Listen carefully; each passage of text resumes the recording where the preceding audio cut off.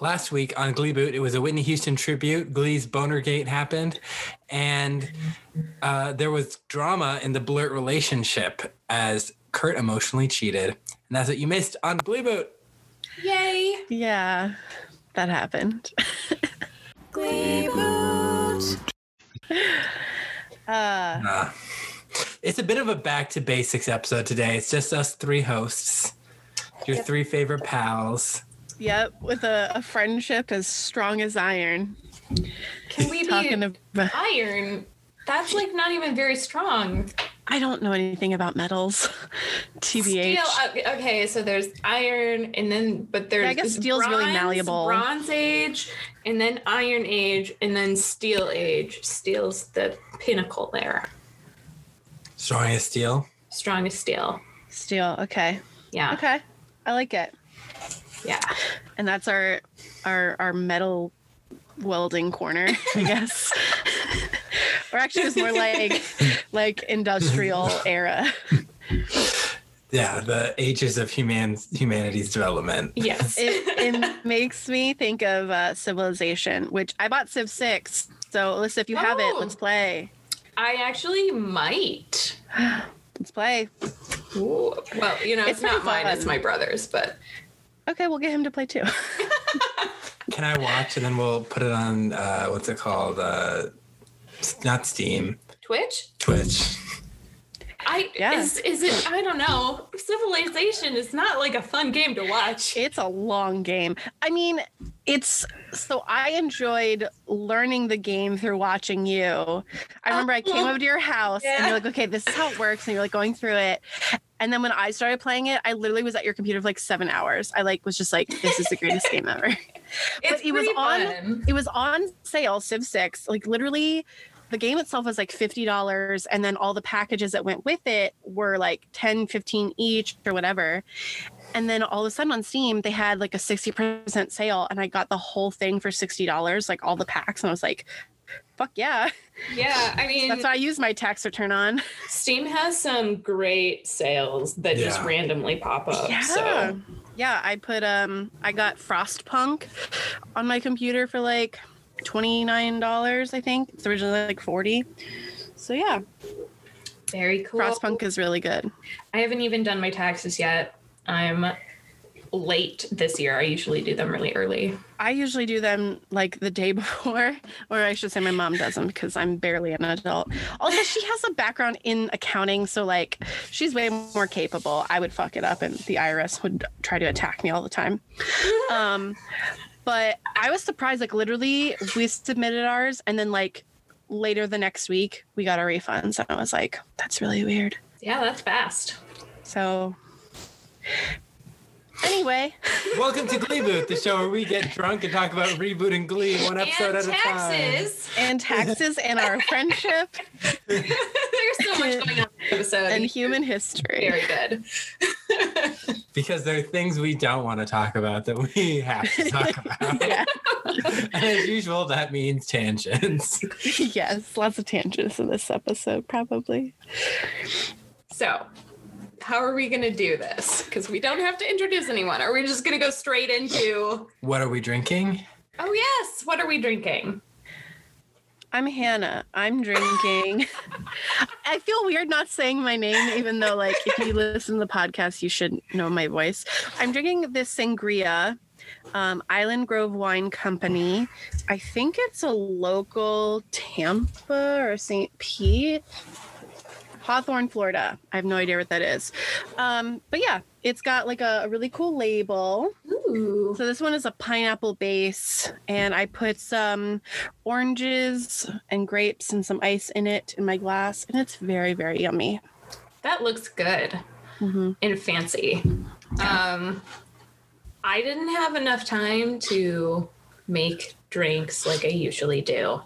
And Cullen came to the rescue, and he bought us White Claws, like the variety pack. So I'm drinking the Ruby Grapefruit White Claw because that is my favorite. Have you had the other variety pack, like the newer one? I don't know. Probably not. It's got saw lemon. Yeah. Lemon, It's really watermelon. good. The watermelon's really good. I saw it, but I wanted to drink specifically a Fabre firework in honor of a character that didn't appear in this episode, but also because I was craving it. I was like, I really craving a Fabre firework right now. So I bought strawberry lemonade. Suki's sitting in a box. Suki is in the box. If I fits, I sits. You can barely see her. Can you see her little white fluff? I see her little fluff poking out the top. She's like, tape me up. I'm ready to go. Yep. I've closed her. I've closed in her a in a mason box. jar. Yes, very, very. What is? It's not fancy. It's like aesthetic. Yes. Yeah, that's the word. I feel like this is when Quinn would have her like, I want to get married and have like a farm themed wedding. I feel like that is. You really think Quinn would want a farm themed wedding? Like, but not like animals and stuff, but like Pinterest farm themed, you know? I don't know. Like the rustic. With like reclaimed wood and. Yeah, she would have like a rustic, like phase. I don't think that she would have a rustic wedding. Right before her IKEA all white furniture phase, which is currently what I'm in. Okay, you already had your rustic wedding then. I only had the rustic phase on Pinterest. Oh, okay. Back in 2013 when everyone did. All right. Actually, I know quite a few people who've had like rustic like weddings. Me too. I know one. Since. And it worked out. It was really, really cool. Like, it was at their family's apple orchard. Oh. Yeah. So it was Makes cool. Sense. Mm-hmm. Yeah, so well, we don't have anyone to talk about their journey with Glee. but we do have a special submission from a Gleeboot fan. Yes. What? So, we had, let me make sure I find her name. We had Holly_Fergie_ reach out to us and send us this amazing TikTok of someone dressed up as Rachel singing Driver's License. And it sounded just like Leah Michelle. It was scary.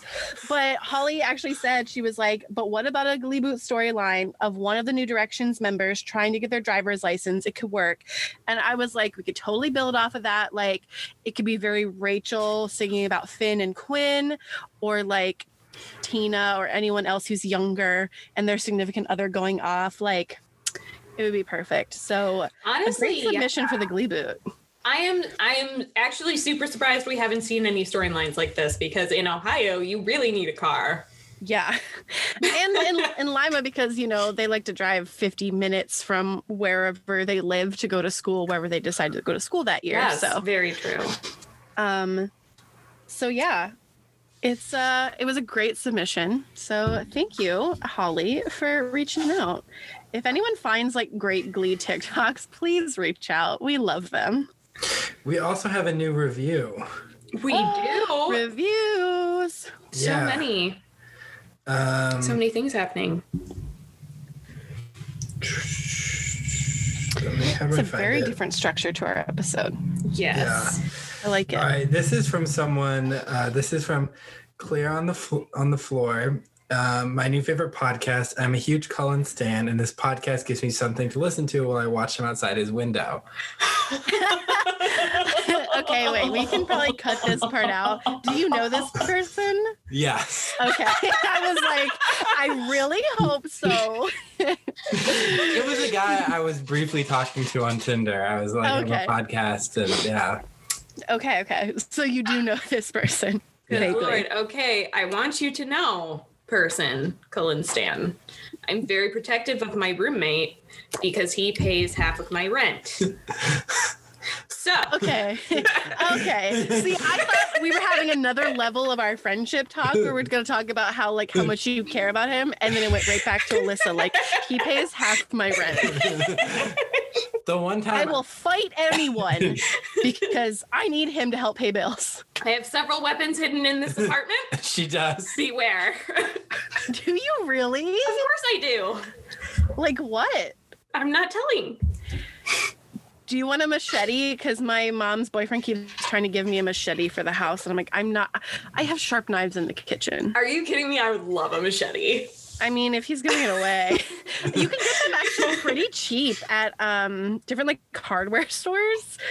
It's really weird. I don't know if you guys have Harbor Freight out there or something similar to it, but they're like $30. No firearms, but I do have some weapons that You have a katana.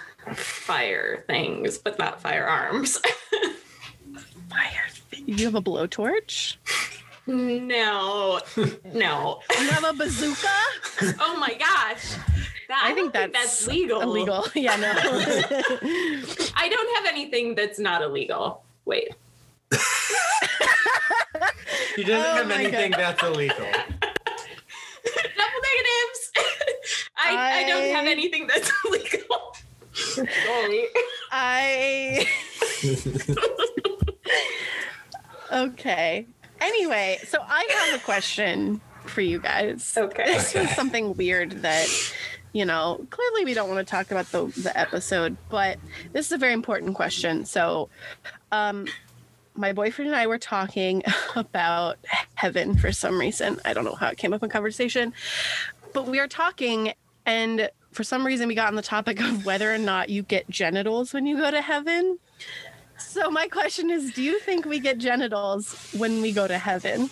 Or do you think we're just like gender or sexless versions of ourselves? Are we just blobs?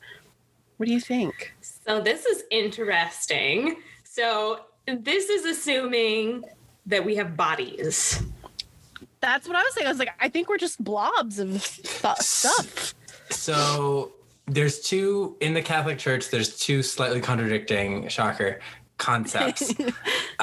There's one where Jesus said in heaven there's no slave nor free, no male nor female, no Jew nor Greek. And then there's also, we both say in the creed that we believe in the resurrection of the body. So we believe that at the end of time, everyone's bodies will be returned to them, whether they're in heaven or in hell. And so theoretically, you will have your genitals again. So you'll go through for a while without genitals. And then after the apocalypse, you get your genitals back. But that's okay. Just because you have a body doesn't mean that you're going to have genitals, because, and that point is that the body is supposed to be in its most perfect form. Maybe we won't have any sexual organs. Maybe sexual organs are not the most perfect form of the body. Maybe the perfect form of a body is a spider, and we'll all be spiders. Why would you say that? Why would you say that? I wish the perfect form of a body would just be like a slug or like a snail. I want to be gooey and live inside a shell. Well, I mean, maybe it's whatever you want. Like, maybe it's your own version of whatever perfect is. Who knows? Nobody knows. I want to be a dog. Okay. I have this weird thing for me that I kind of like either imagined or remember being aware of myself before I was born. Not in my mother's womb, before I had a body. So as a sperm? No, like just my soul. Interesting. Did you guys see the movie Soul? I haven't seen it. Yeah. Yes. What do You you can think spoil of it. it? It's okay. It was like good, but it wasn't what I was expecting. I hated it. I didn't think it was very good at all. I don't know. It was like there were raving reviews about it, as with every Pixar movie, and it wasn't. Right. I don't know. It just didn't have the same sort of. Pixar seems to be really grabbing onto high concept films, and it's not super great at the moment. Yeah. Did you see the trailer for Luca? No. What is this? It's I guess if you're going to watch this trailer, it's going to get spoiled for you anyway, but it takes place in Italy from what I can tell, because it sounds like they're speaking, little bits of Italian. Someone in my house was saying it was Spain. And I was like, they say andiamo, and that is Italian. But it's basically like these two kids who like find out they're basically like secretly mer people. Oh, I love it now. I love it already. It's kind of weird. Can they be I don't know. Selkies? I want them to be Selkies. But I mean, that was already done with Song of the Sea. I don't know. Because like they don't really like you don't really see their full form, I don't think, in the trailer unless I missed it.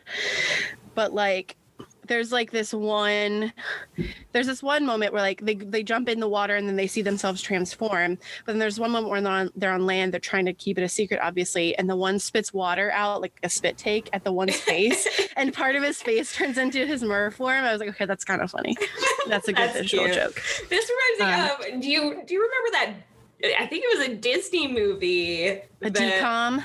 No, it's this kid turns like 13 and he's on the swim team. 13th year? Yes, 13th year. And he when he turns 13, he finds out he's a merman. What? Yes. That's so crazy. No, I've never seen that one. It was great. I thought you were going to say Johnny Tsunami. I have no idea what that one's about, but I was thinking like mer people, tsunami. That makes sense. Oh, okay. Water language. Anyway. But there's also a new Disney movie about dragons that's coming out in March or something, like The Last Dragon. And the Last Dragon. Yeah. Oh, yeah. Yeah, so I heard about that. I'm pretty excited for that one. I like all of the mythical creature things. All right. I think we got caught up in all of that news. Yeah, we are so off topic. The listeners love it. They love it. I'm they sure. love it. We're telling them that they love it. You love it, don't you? You know you love it. Anyway, Glee. So, let's talk about Choke.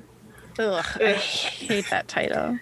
I legitimately really wanted someone to actually choke on something this episode. And I wanted that person to be Puck. Yeah. Come on, that would be exciting. If someone was choking on something and someone else had to give them the Heimlich, like... Exciting? Well, it's a TV show. Like, things are exciting. Finn was willing to risk Artie's life at one point. Oh, yes. So yeah. that would have been pretty exciting in a very bad way. Yeah, so we got a few storylines. We got Rachel and Kurt, which is Rurt. I was just gonna say Rurt. Rurt or Kachel. I like Rurt. Rurt. That's harder to say though. You can say Kachel and we'll say Rurt. Okay. We have the Beast storyline / all the girls. And we have Fuck storyline. That's right. Yeah. Yeah. Fuck as in fuck that. So what do we want to talk about first? Oh boy. Honestly, will we have the most to say about Beast, or should we start with that? Let's just start there. That's where the episode starts. Get it out of the way. Yeah, so full disclosure, Alyssa was I watched the episode Friday. Alyssa was watching it right before we recorded. Literally, the end of the episode happened, and I was like, "What time is it?" And then Cullen goes, 4:27. Yeah, I was finishing up a round of Stardew because I watched it earlier. I watched it with my roommate Ginger. I've got a couple bits of her commentary in here, so I was like kind of rewatching the episode while I took my notes, so my notes are a little light. So my first note is just jokes. Yeah. So Beast is first Brittany walks out of the student council meeting and she says, I just went to my first student council meeting and I learned that we'll be having a prom. My two ideas for another prom, she says. My two ideas for themes she says, if we do an alien abduction theme, we can have both probing booths and cornfield. I love that line. But did she really say her first student council meeting? Yeah. She has been president for at least 5 months. Okay, wait a second. So this is probably like March or April, right? Yeah. Prom is next episode. But is she a junior or a senior? Senior? We'll find out. Okay. Oh, okay. Yeah. I get it. Yeah. So Beast then walks by with a black eye and Santana is like, oh, did Mr. Beast go all Chris Brown on Beast last night? And everyone just laughs along. And I just want to say, not my Mercedes, not my Tina. I don't believe they would laugh at this. No, I agree. That was one of the very confusing things about this storyline. Yeah. Also, I do have to say, though, it is somewhat realistic to the Chris, because it's referencing Chris Brown and Rihanna. Yeah. When Chris Brown literally beat the shit out of her.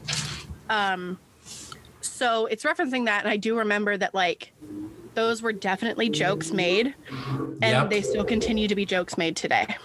I did not realize that was a joke. Well, then that's a point for the students being like, Yeah. I mean, I've never heard jokes like that, but also I'm very far off the base of any sort of celebrity news stuff. Yeah, pop culture. So I had no idea that even happened. God, that happened. Oh God, 2010 or 11, I think. I think it had been before this. I don't think it was that recent. But the jokes were around for a while. Yeah, I mean, they're still around today. People still joke about it, and the fact that man still has a career is just. Anyway, yeah, I was like, wait, Chris Brown, I know who that is. Wait, why is he not in jail? He has a history of that too. It wasn't even just Rihanna. Interesting. Yeah. Do talented men often get a pass? Oh my God, is this groundbreaking news? Cue John Mulaney, and that's its own American gender nightmare. Exactly. Yeah. And so is this episode. And so St. Hen makes a joke about it, and then Roz Washington is like, "Excuse me? Did I just hear people joking about domestic violence? Do you people think this is funny?" And they're like, "No, obviously we don't think someone actually hit Beast. She's like a wall." Mm-hmm. And they're like, but basically she's like, Roz is like, "Shannon, come, I want to take down these names." And she takes down, she's like, was it Coat Rack for Brittany, Asian Horror Movie for Tina, Yep, Lil Oprah for Mercedes, Rojo Caliente for Sugar, and Salsa Caliente for Santana. So what doesn't make sense is she should know Santana's name if she's the co-coach of the Cheerios, and same thing with Brittany's name. Yeah. I feel like even if she knew their names, she would still do that. True. Because she's like, "What are your names? Get these names down." And I'm like, "What do you mean you don't know their names?" Yeah. I was I guess happy is maybe the wrong word, but gratified. I'm not sure. One of these emotions that are rumbling around in my body. Yeah. So when Roz came over and started yelling at them, basically, I was like, yeah, that's a really terrible, terrible, terrible, terrible joke. Why is this even in here? And then I realized, it's part of the storyline. And it wasn't, they weren't actually making fun of it on Glee, kind of. Right. It's part of the storyline. Right, yeah. Yeah, she's like, "You're on my list now, girls, and watch out." And I do like how the show acknowledges how tangential Roz Washington is to the main characters. Yeah. She does not know who they are. At one point to Will, she's like, "Well, yes, I heard them with my own 2 ears, whatever your name is." That was so funny. Yeah.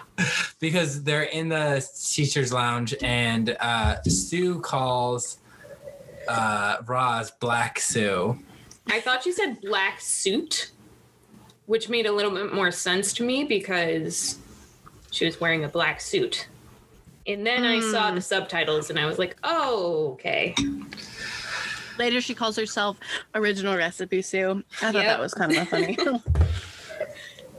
And they're like, I heard those Glee kids joking about domestic violence, and that's just not funny, and we can agree that that's not funny. And Will and Beast come in, and they're like, we heard your teenage minions joking about domestic violence, and Will's like, I can't believe they would do that. And Will has an epidemic of various social issues in his club. He should not be shocked. Like, he lets them say and do whatever the fuck they want. Also, this is not the first time that's happened where, like, someone has told him your Glee kids are doing something bad, and he's like, I don't believe they would ever do that. It's like, this is like the second or third time that's happened. These are high schoolers. They're still learning how to be real human beings, and they're also, mostly trash right now. So where is Emma? She's the counselor at this school. Yeah. She wasn't in this episode at all. We'll probably send her away to another institution. Ooh. Well, they probably didn't want to bring Emma up in this episode for obvious relationship reasons, because it comes maybe a little bit too close to the fit Will through to what they were talking about. Yeah. It's like emotional and physical abuse are different things, but they're still abuse, and maybe they just didn't want to toe that line. Yeah, they're like, we can't have Emma in here because then that just brings too much light to the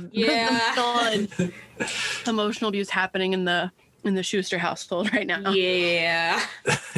Oh gosh, yeah. Yeah, so they're like, girls, like, this was completely inappropriate to joke about, and Sugar's like, Coach Sue, I don't think you're one to tell us about what we can and cannot joke about. And Santana's like, yeah, that's a good point. Because Sue's racist, for one, abusive, homophobic. Is it like she yells at people, children. So yeah, but they're like, no one deserves to get hit, and the American song, and since the only way, well, there's so many interesting lines here, because Sue is like, this classroom has become America's #1 destination for cheap, sappy moralizing, and you're about to reach a whole new level of preachiness. That's definitely like a call out from critics, like, about the show. I did note that. Well, not only that, but it's like a call out to literally everyone who's tuning into this episode. True. Like, we're about to preach about something that maybe we are not qualified to do. Yeah. And then they're like, Sue's like, since the only way to get something into your doofy head is to sing about it, the American Songbook is full of songs about making light of men's violence to women. We want you to sing one of these songs in a way that empowers women. What? So she wants them to take a song that is about abuse. This is what I was confused about men's abuse of women, and make it empowering, right? But that's not what she said. She said, take a song that makes light of men's abuse to women and make it empowering. And I'm like, I'm not even sure that that's possible. So take a song that makes light of abuse and make it empowering. So maybe not. What was confusing about that is I would argue that the first number they do, because they end up having to do 2 numbers, is successful at that a bit. It's like the fact that it doesn't fit into her qualifications is stupid. I'm like, sure it does. Like, yeah, sure it does. That's exactly what you said. Yeah. You gave poor guidelines, and this is what you get. Yeah, like, of course it fit your assignment. But, like, my big thing here is, why aren't the guys here? Because it's not just the girls. This should be a global thing. Women don't have to learn. They shouldn't joke about domestic violence. Because who knows? These girls could be joking about domestic violence because they're afraid of it in the future. They've seen it happen. They've experienced it. Sometimes we joke, to hide our pain. This should be a global thing. Like, we don't need to teach women not to joke about things. Especially because men are more likely to joke about it, if we're just being honest. Yeah, exactly. To be fair, I've never heard a woman joke about physical violence, but I've heard guys joke about it. And I was appalled.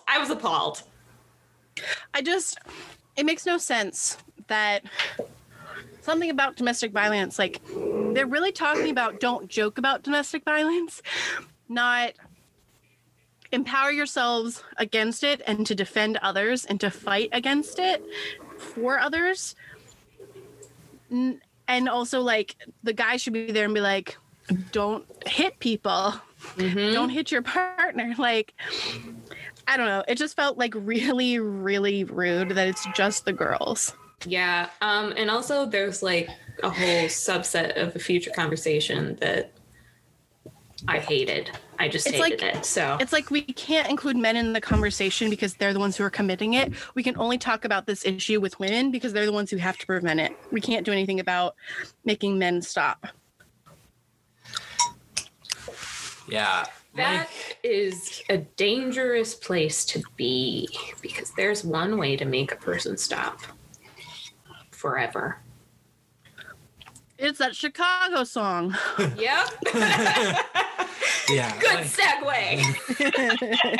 I was going to say, like a Christian youth group talking about sex. The men and women were divided this episode and given 2 different assignments. The women were to learn about domestic violence. The men were to butcher My Fair Lady. I had to ask Ginger about that. I was like, what the fuck is this? And she's like, it's My Fair Lady. I like freaked out. Anyway. Yeah. So the Chicago song. So the Beast, Sue, and Ross are in the auditorium, and Mercedes comes out and introduces the number, and then Brittany, Sugar, Santana, and Tina do a version of Cell Block Tango featuring Mike and Rory. Oh, is that who they were? Yeah. I thought it was just random dudes. I didn't even look at their faces. I recognized Mike. I didn't recognize Rory. Yeah, Rory was Well, interesting. They allowed Sugar to sing this time. And same thing with Brittany. Honestly, I really liked the song, but I was super uncomfortable with what they were wearing. They were basically wearing lingerie. Yeah, I was uncomfortable. Usually I'm like okay with the costumes even if I don't really like them, but I was really uncomfortable. And Roz is like, we gave you this assignment and what you come up with is crazy women in their panties killing men for chewing gum. Which, on the outside, yes. But the song is also about more than that. It is about empowerment. It's about being so fed up with men and the situations these women and a lot of women found themselves in this era in which the musical takes place. Like, if you take it out of context, yes, it kind of doesn't play well. But in the context, it makes more sense. Yeah. I don't know. I thought it perfectly fit the assignment. And then, like, when they're talking about, like, oh, this is bad. And I'm like, I can see why it would be bad, but it fits your assignment. So I don't know what you're trying to get them to learn. I don't get it. I mean, the song itself kind of sums up, like, this whole argument. Like, it was a murder, but it wasn't a crime. Yeah, it's like, I literally had every right to do this. Yeah. This person was doing things to purposefully annoy and harass me, the chewing and popping gum. This person was screaming at me, was mentally and emotionally abusing me. So I stabbed him 10 times. Like, it's a veil for something that's more deep. Like, anyway, I just don't understand.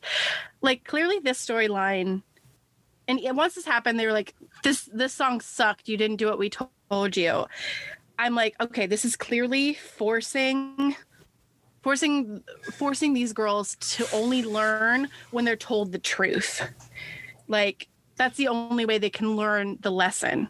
So like them singing a song isn't going to help them learn a lesson. Yeah, I get what you're saying.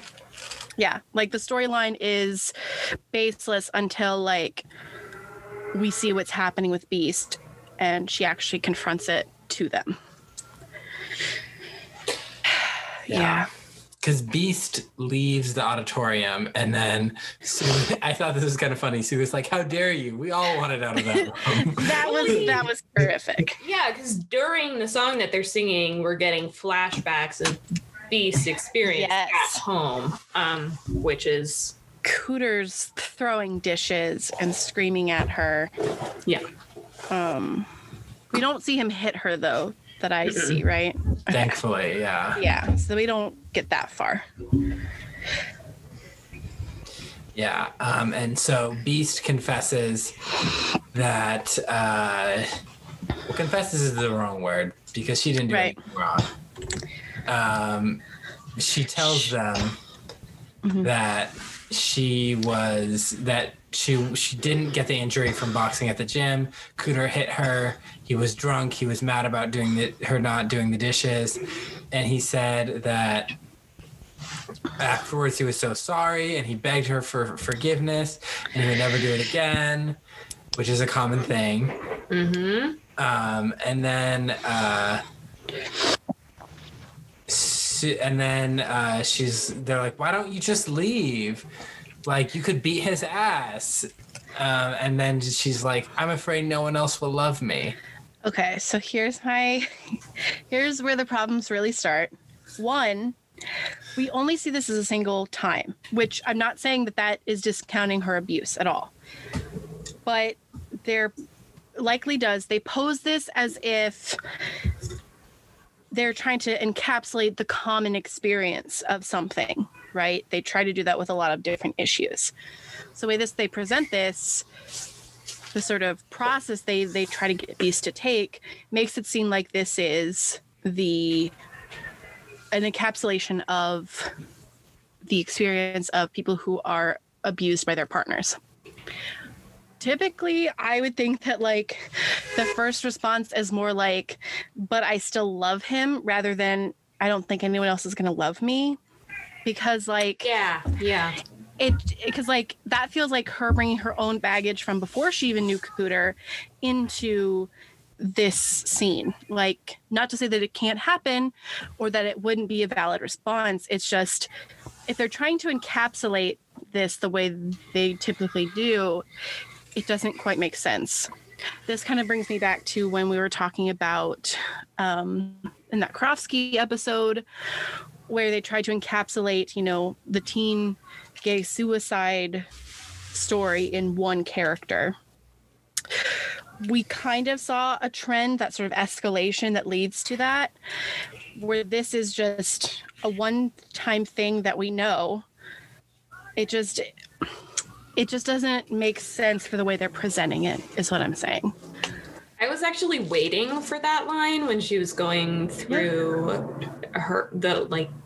the conversation was fairly generic, I think.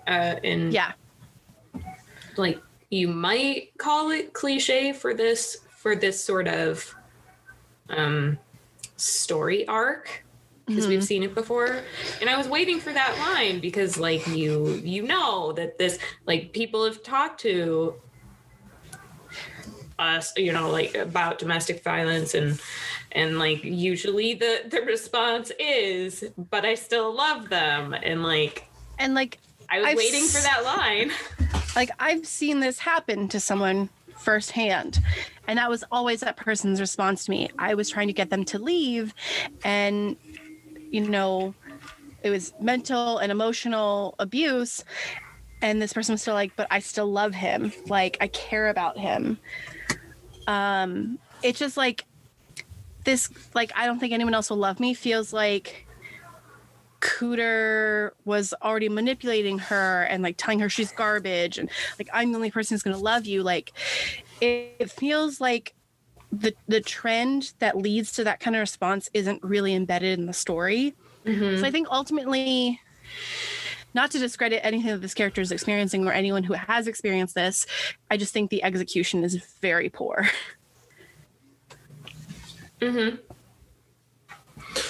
Yeah.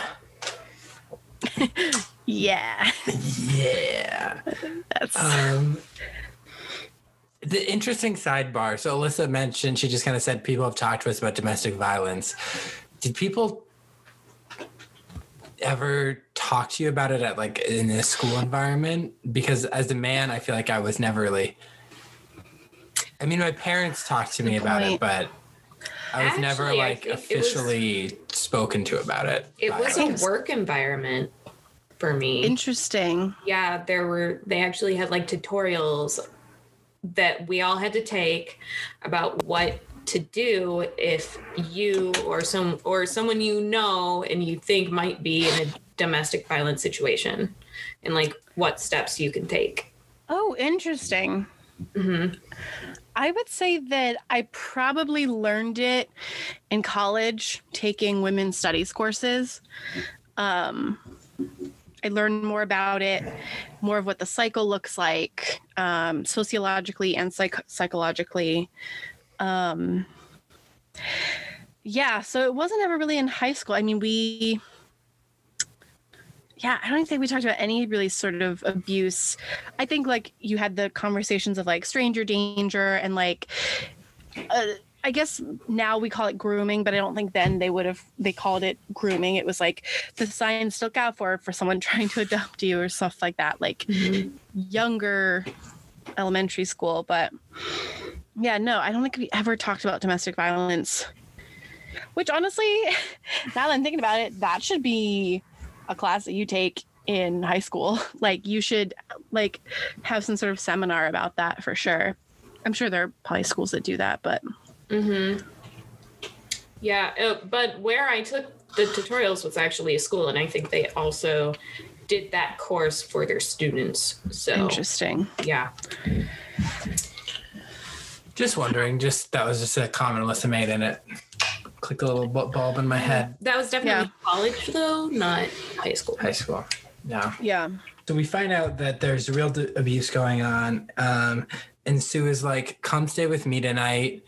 If you don't have a change of clothes, I have a tent you can wear. It was such a like emotional scene, and then she said that and I just started laughing. The thing is, like, it's both sweet and also very Sue to her character. Yeah, it's one of those very Sue. Yeah, it's one of those like very like, I feel like Sue is often either like, she has those moments where she's being really genuine and nice and sweet, but then she still has those quips. Yeah, that was a good button line. That was a good way to end the scene. She doesn't stay with Sue. She says she goes to her sister Denise Beast's house. She's like, Sue is like, your sister's name is Denise Beast. Yeah, and this is the next morning, actually. Yeah, and Beast kind of like laughs it off. She's like, what am I supposed to do with the 9 whole chickens in my fridge? Which is another moment where it's like she clearly bought them for Beast, like knowing like she's gonna stay at my house. Like I know she likes this. Like it's hilarious, but it's also like very, very sweet. Like Sue cares on an oddly deep level, even when she's kind of being an asshole. It's very interesting. Yeah. Can I just say, I knew she was lying. Yeah, I called that too. Yeah. Yep.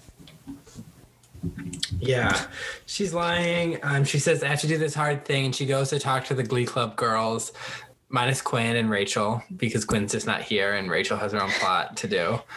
Yeah. And Rachel would never joke about abuse, right? Anyway. And she's like, you girls saved me. You helped me realize what problems I had. And I was like, what did they do? They sing a very violent song. Well, what's interesting is actually that montage. I don't even think we really talked about it in depth, but it actually is a bit reminiscent of the Chicago movie.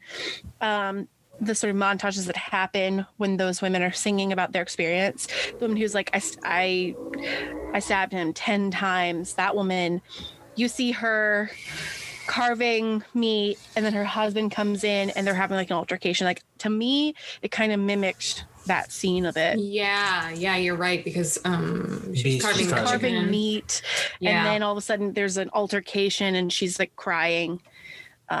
So instead of the woman in the musical where she just grabs the knife, turns around, and I think that was 10 times, you know? Yeah. So then there's another scene where she goes back to talk to the girls, and they're like, we're so sorry that we joked about something. We didn't realize it was happening to someone we cared about so much. Yeah, because she tells them, because it wasn't Sue or Roz that told him. Like, she literally sat him down, like, this is what happened. And then they bring her back, right, for the song? Mm-hmm. Yeah. Yeah, and then they're like, we owe you a song. And they sing Shake It Out. Yeah. Not Shake It Off. Yeah. Shake It Out by Florence and the Machine. I think I wrote Shake It Off as the song. Yeah, you're right. I really liked it. That was really pretty. It was a beautiful cover. Yeah, it was a really nice cover, and it was actually felt empowering. Yeah. It was emotional, and it did feel empowering, and like they were definitely there to support her. I feel like I'd have to look at the lyrics, but it felt like some of the lyrics were sort of like, because it's like, I like to keep my issues to myself or something like that. I don't know. I'd have to go back and look at the lyrics, but it kind of feels like, yes, it's empowering, but because I think like there was that line and it cut to Beast, and then it had the flash to what was really going on. I don't know. I did think it was really pretty though. Also, Sugar not singing, Brittany not singing. For what reason? Don't know. They're just sitting there. It's really awkward because like Sugar will look over them and like nod. Oh my god! Also, speaking of nodding, did you guys look at the blonde guitarist behind them? No. He was having a great time. He was like smiling. He's like. And I was like, he is so distracting. Like, it would be the shot of the five of them, or however many there are. I think there's five. Yeah. And they're singing, and he like they kind of you see him in the background in the window between their heads, him going like. And he's got this great blonde hair, this doofy look on his face, and then they cut looking behind them so you could see Shannon Beast through their window. And what do you see? It's literally his profile going. And I'm like, you fucking asshole. Smiling and nodding. You are. Yes, I'm smiling and nodding like this doofus. Everyone go back and look at it. It ruins the scene. I didn't know. I'm happy that guy's happy, but clearly he wasn't clued in as to what the context of the song was. And he didn't listen to it when they were be like, yeah, we're really sorry that you got abused. Like he must have like not listened to that Read part. the room. Right, bro. That's like a whole 2 minutes of his stupid face. Anyway. And so we see while they're singing that Shannon goes back to Cooter and he's like, thank you for giving me a second chance. Which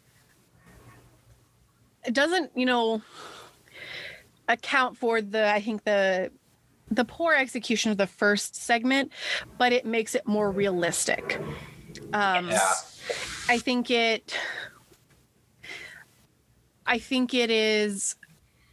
maybe it is that I didn't quite realize watching it that, okay, this is just the first stage of this cycle. Because it made it seem like, okay, she's already out of the cycle. They were trying to encapsulate it. But when we end on that, it makes it like, okay, Glee is not like simplifying it or boiling it down. They do kind of. Yeah, it definitely felt more like foreboding, you know? Yeah. Like, we knew that this wasn't the end, and we know what's probably to come. Yeah, exactly. But yeah, so I still think like that first scene when she's telling them is a bit mishandled because of her response. It doesn't quite make sense to me, but can we briefly talk about when Beast tells the girls like the issues that she's having with Cooter, and then basically tells them that they're never gonna find boyfriends who will not hit them? Because earlier Tina says our guys would never do something like that, and she's like, well, I thought that about a week ago, and then he hit me. Yeah, I can see how it's definitely read like that. I didn't think about that. I was upset. Not really with, I don't know. I don't have a lot of faith in humanity, so it's not that I don't agree with the sentiment that someone that you're in a relationship with could ultimately end up hurting you. But the fact that they're kind of making this the girl's problem is an issue. Yeah, because that's the thing is like, it's going to be their problem. Like, it's going to be, kind of, she's like, it's, you might not think that your man's going to do this, or your partner's going to do this, but like, it could happen. Like, you just don't really know until it happens. And it's kind of like a really pessimistic way to look at relationships. But it's also like,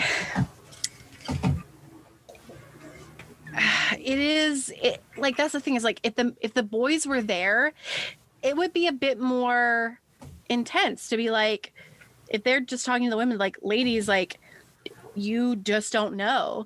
And to the men, like, check yourself, like, what kind of person are you, kind of thing. Like, I feel like this storyline, like other really serious storylines, are just shoved into episodes, and then they make the pain and conflict and the happiness in those other segments more important than a very serious societal issue segment of the show. So yeah, I was expecting the episode to end on Shannon and Cooter, but there was more.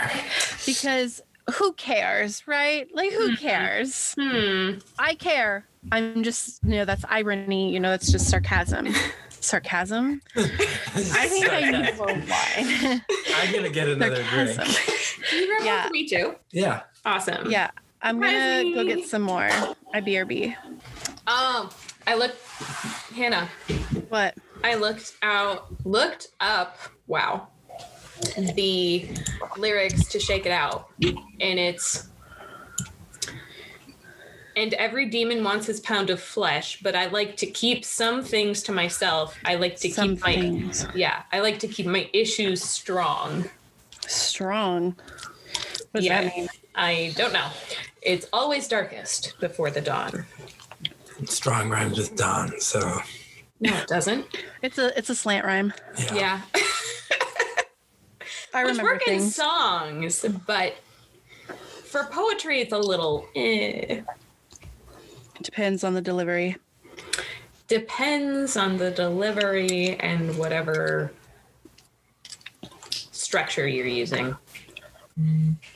If you're doing a Shakespearean sonnet, slants aren't gonna really reach that goal there. I forgot everything I knew about poetry from being an English major because I didn't like it. I was just talking to my roommate about this. Like, I don't like poetry because I can't read it, because I don't hear it well and I don't get the meaning like I should. I prefer to hear it or have spoken word poetry, slam poetry, I had a class that I took in undergrad that was creative writing, and it was basically half poetry, half Yeah. Fiction. well, not fiction necessarily. Prose. Prose, yeah. Yeah. And That's what I am. like the grading was so subjective, obviously, but I got one of my poems back from the professor, and he just wrote on it, "Who are you?" ? And I was Cryptic. like, what? What does this mean?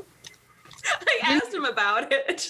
What did you say? He said, because the poem was really out there, so I was wondering, like, who even wrote this? Like, what kind of person are you? Okay. I hope this professor listens to the podcast. They can slowly learn. I should read that poem out loud on the podcast. It's pretty short. I would love it. I wrote a really dark Disney poem in my creative writing class, and then I wrote one that was, the professor was like, you have to pick what you're referencing, because I couldn't decide if I was referencing Jesus, Persephone, or Sleeping Beauty. I was like, we're going to reference all of them. Wait, why do you have to pick? That seems arbitrary. Well, the meaning and the message got a little garbled because there were pomegranates and roses and thorns. Yeah. I wrote a poem in high school about Dunkin' Donuts, blueberry coffee, and pumpkin donuts. And it was stupid. But I was proud of it. A guy wrote a really funny short story in class once about Chipotle. Did you go to school with that Vine kid? Chipotle is my life. Now I'm actually going to look it up. I'm legit looking it up right now. The Chipotle kid Vine? No. The poem. Oh, here it is. Oh my God, no way. This is the poem that my professor asked me who I was because he was so weirded out by it. It's called New Food. Okay. I met a merman as he clambered out of my tub. I asked him if he was hungry, and he replied, "Give me some food from this foreign land that my tongue has not tasted before." So I went to the fridge and I pulled out some pasta and heated it on the stove. I went back to the manfish and found him stretched out on the bathroom floor tiles. He was cooked to the gills from his fin that was stuck in the outlet close to the door. So I thought to myself, why let such fine fish go to waste? I cooked them all up. So here, eat your pasta and pass me your plate for more. Hannah's face is amazing right now.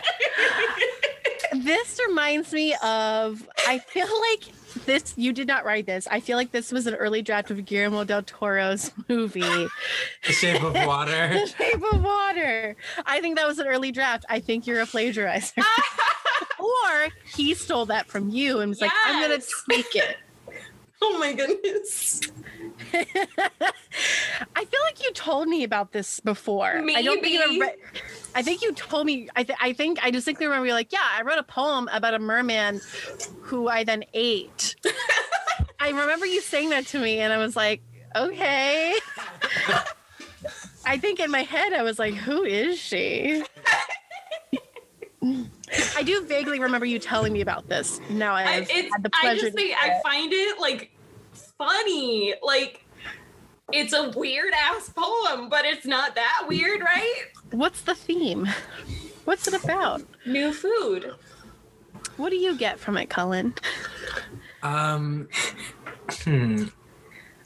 think of the fragility of life and the innocence of foreign beings in foreign lands and how they can get, electrocuted and fried. I get the endless human need for consumption of other creatures. Oh, fuck. Wow. We have to keep this in the podcast. Wow. Yeah, we do. We have to literally be like, elevator music, time for a poetry break. While everyone gets their new drinks, time for a poetry break. Anyone can think whatever they want about my poetry. So I kind of dig it, honestly. I was into it. It is. It's weird, but I was also like engaged the whole time. I was like, what's going to happen? Oh, fuck, she's going to eat him. And she's feeding him to me. I'm here. I'm in the poem. Yay! Anyway. Fun class. So let's talk about Wirt. Okay. I love it. So Kurt is singing. Well, first we get an opening scene where Rachel's all like, I prepared every moment of my life Her for this. fucking voiceover. I hate voiceovers in the show so much. She voiceovers, she's prepped, she's Rachel, There's callbacks to the pilot episode or the second episode where she's like on the elliptical. She's like furiously staring at something. Yeah. Her dream board. Yeah. Her routine. Yeah, where she wakes up like a vampire out of a coffin. Yes. Like yes. straight up. She's like, ding. I've done that once. I've done that when I've had like nightmares. It was very strange. My friends were calling my name from the bedroom door, and then I just like sat straight up.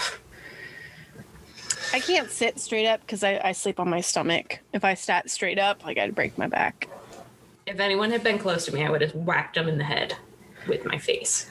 Oh, good thing you weren't in a bunk bed. You would have been like, bam! Oh, fuck! Anyway.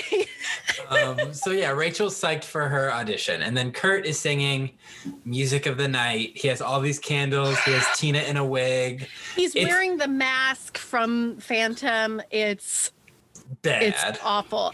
Tina is not into it. The worst performance of the song I've ever seen. Gaudy. And then he finishes and Blaine's like, oh, amazing, bravo. And I'm like, Blaine, you're a fucking idiot. Are you watching the same thing I'm watching? Because that was awful. My roommate Ginger was watching with me and she was like, Blaine is the worst boyfriend if he thinks that he should go through with this.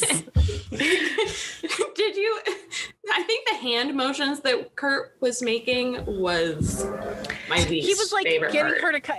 I couldn't tell if that was part of his choreo or if it was him being like, Tina, get the fuck over here. Tina was just so out into it, and I'm like, we are all Tina. Tina is us. She was like scratching at the wig she was wearing. Yeah. It was great. It was a bad wig. Mm-hmm. And then he's like, Tina's like, my foot fell asleep. Can I walk it off? Because Kurt's like, this is boring. I'm bored. And Blaine, and he's like, maybe I just need more candles. And Blaine is like, oh God, no more candles. And he says it so softly. He's just like, many. no more candles. Yeah. Yeah, and he tells Tina, he's like, yeah, go walk it off. He's like, but don't go too far. And thank you. And I Tina's feel like just like, tag that on. She's like, whatever. yeah. And then he's like, I think I need to do something different. And then Rachel comes up to him and he's like, why are you talking to me? You said that the only reason you would talk to me is if William and Kate got pregnant. And it's like, bum, bum, bum. Spoiler warning for real life. They did. They got pregnant 3 times? Or were they 4 kids? I have no idea. I know 3 the kids. first 2. I think maybe 3. I think they have 3. Yeah. If Eliza Minnelli dies, and if Liza Minnelli, star of Smash, Yes. and if one of us is in grave danger, and he's like, please tell me Liza's okay. She's like, she's fine. So I have to tell you something, Cullen. Last night when I was trying to go to bed, Let Me Be Your Star was like in my head, and I was like singing it in my head as I went to sleep. It haunts me. Anyway, I laughed really hard at that. He was like, please tell me Liza's okay. She's like, no, she's fine, but you're not. I heard you're bailing on Music of the Night and singing Boy Next Door. It's too controversial. And he's like, it's too controversial in 1962. She's like, you can't wear Peter Allen's Gold Lame pants.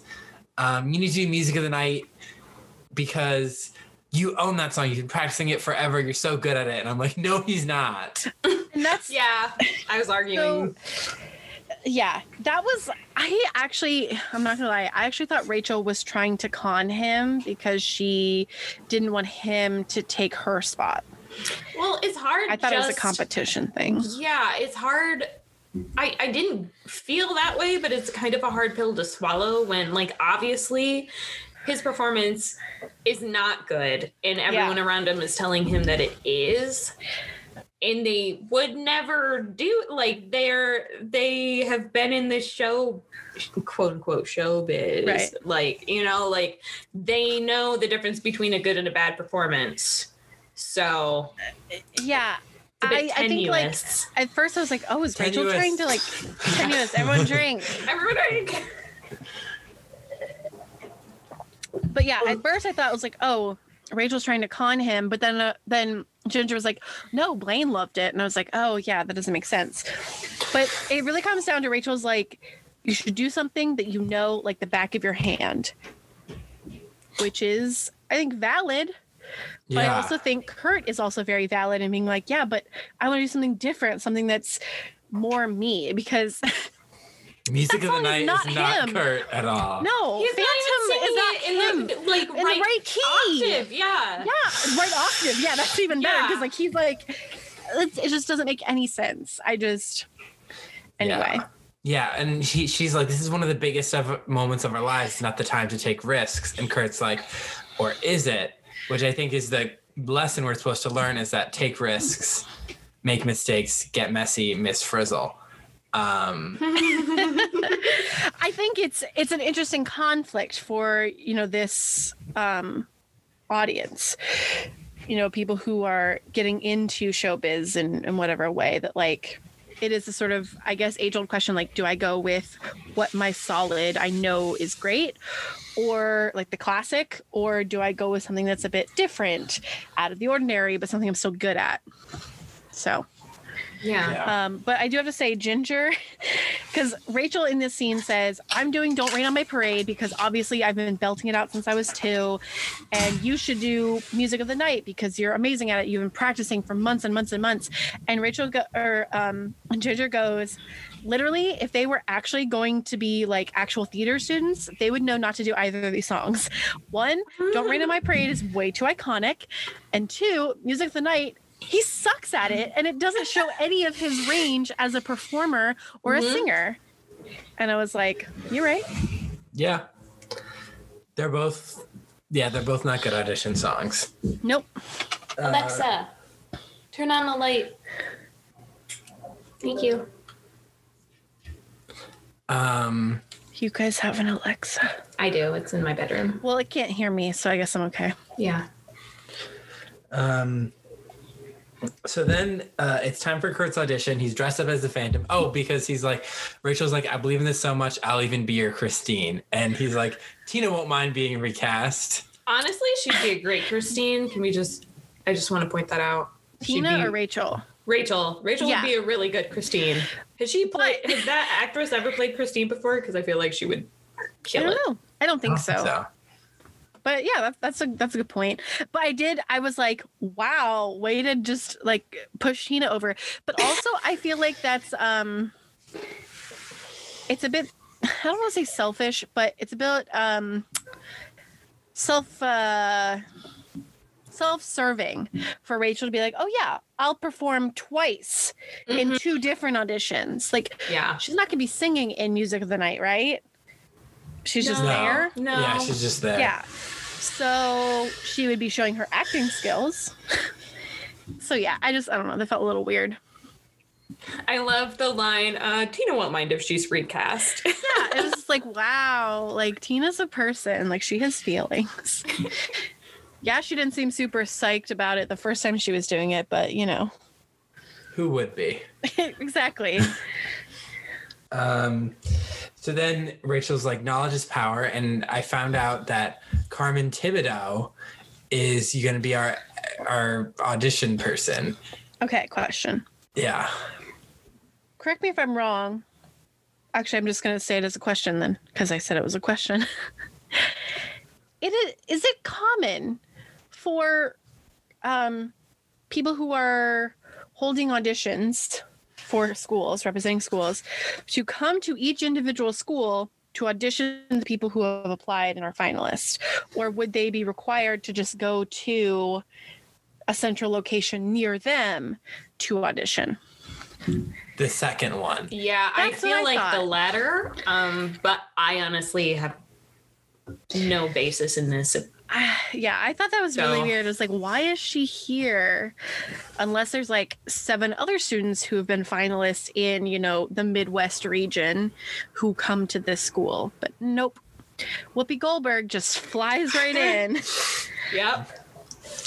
What a small bit part for Whoopi Goldberg. Like, wow. But powerful. Like, still like, She has what? 3 lines? but she's She- still like a she getting paid- presence Getting paid per minute or per line?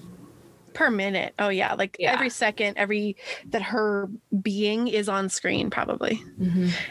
I wonder how expensive this episode is because of that. Probably insane. Yeah. Yeah. But yeah, still a very like affecting presence, which is, I feel like, strange for something so small. But I mean, it's Whoopi Goldberg. And I think the character is written pretty well for being this sort of elusive character. Yeah, they're like, she was intense. One time she stopped her performance of Medea because a guy checked her watch during one of her I'm going to kill my baby's arias. Yeah.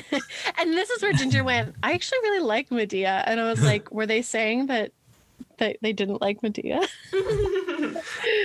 And then Kurt gets out. He's like, I'm going to be singing Music of the Night. And then he sees Whoopi's face and he's like, which I'm sure you hear a lot of. And she's like, that and something from Company.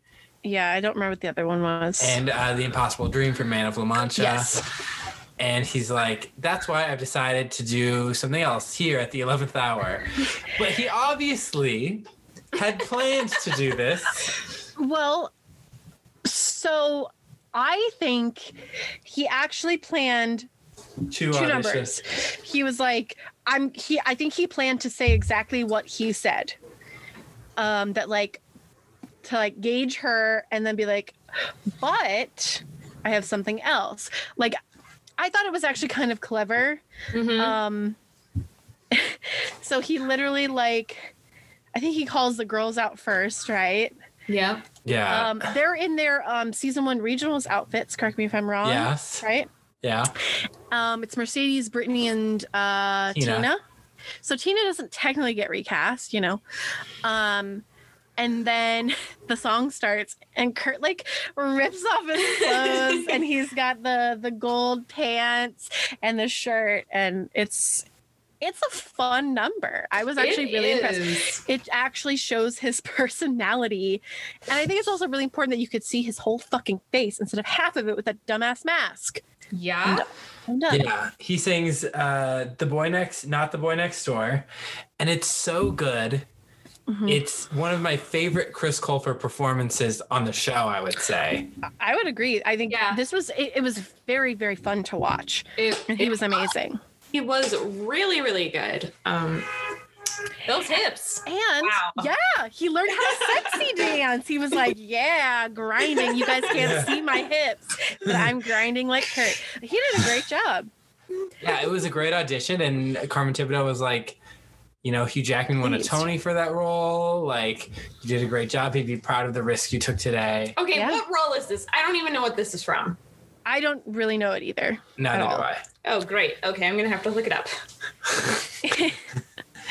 That's something that makes me kind of annoyed about this part of the show so far, is they're referencing some musicals or numbers I just have never heard of, Mm-hmm. or things I'm just not familiar with. Like, I've heard of, but I don't know enough to like get any jokes. Like the Medea joke, like I didn't quite get it. Like I understood it, but like my head. but I'm like, I don't know anything about it. It kind of like annoys me, but I get why they do it, because it shows, you know, their knowledge and sort of the nicheness of their lives right now. Mm-hmm. But yeah, it was just like a personal thing. I'm like, oh, this is annoying. So then Rachel gets out and does her audition, and she starts saying, "Don't Rain on My Parade." She goes, And she messes up the words, and instead of keeping going. She stops. Yep. The show must go all over the place or something like that, as Finn said. Yep, exactly. Listen. When I was a junior or senior, I can't remember which, but I sang on my own. I'd practice and practice and practice. I was amazing. And then when I went to sing it, I forgot the words halfway through. And I choked, but I didn't ask them to restart it. I just kind of mumbled my way through what I remembered. And then I picked it up at the next bar. I remembered the lyrics. And I did it. And I finished it. Yep. Apparently no one noticed. They were being very nice. But yeah. I mean, audition choking is not... That's something, I don't know, like everyone who's ever auditioned before probably has gone through. Ginger and I feel like was in so much pain. She was like, I feel this so much. This is like the secondhand anxiety. And I was just like, I kind of feel it, but I don't feel it as much because like I'm not super close to that world. Yeah, but true, I do true. feel it. Yeah. But you know, Ginger being like a theater person, like she definitely felt that. But like I have to say that like Carmen Thibodeau's reaction, because Rachel forgets it a second time, and then she goes, "Oh, like let's just start over again." And Carmen Thibodeau goes, "No, you're done. I'm supposed to give you 8 bars. I gave you 16." Like this definitely shows like Rachel's issue with professionalism, which we've known about for years now. Yes. But you know, I think it's a really interesting lesson they're making her learn. Mm-hmm. Yeah, I've been dreading this moment because of how painful it is. Yeah. Since we started the podcast. It's like every season there's a couple moments I really dread. And this has been one of them. Lea Michele acts it very well. I think it's very realistic because she starts crying and she's like, no, please. Like you can see how badly Rachel wants it. I have to say, like, it was very, very well acted. It also shows how these kids are idiots and they don't have any backup schools because if you have multiple schools and you flub one of your auditions, then at least you have the other school to audition for. Yeah. Boom. Can I just say, though, like, I was expecting her to flub her audition. Can I just say that? I thought choke was going to be that her voice catches, something happens with her voice. But that's what happened to me at one of my auditions. But I think what's really interesting is that, you know, and it didn't come until after she started forgetting the words. And I'm like, oh, this was definitely hinted at. Because she was like, do a song that you know backwards and forwards, like the back of your hand. Like, I've been singing this since I was 2. And then she messes up the words. So I just think that, like, yeah, it's yikes. Everybody drink. On the other side of that, I just want to be like, it might be better just to do a song that you're not super familiar with because you're going to be concentrating that much more on it. That's true. Yeah. This actually reminds me of a couple performances on the Glee project. One, Rory, who messed up the lyrics, or not Rory, Damien messed up the lyrics. And then also that Matthias guy. Yeah. He also messed up the lyrics and just like kept going. Like that's the kind of dedication and heart that like Rachel kind of misses I think in general, that like she would stop a performance if she gets the words because she wants it to be perfect. Yeah. And I think this is one of those issues where we're like, if Rachel was really that into performances and like being a star, she already would be in community theater and have had this experience. Right.